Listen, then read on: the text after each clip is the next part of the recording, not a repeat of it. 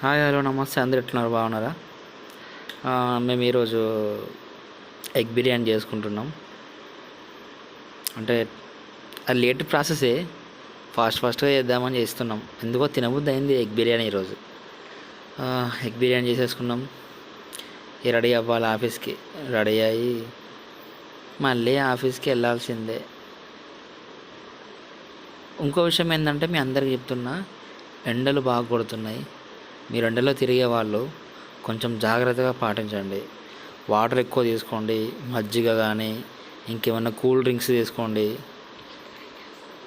Liquid items తీసుకోండి. ఎక్కువగా water అయితే ఎక్కువ తాగండి.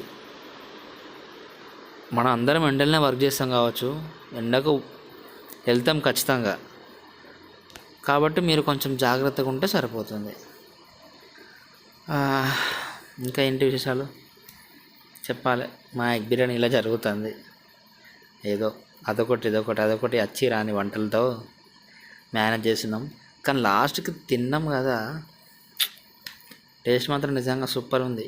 అంటే నేను ఇంతకుముందు చేసిన ఆల్రెడీ ఒకసారి ట్రై చేసా, అది కూడా సూపర్ వచ్చింది.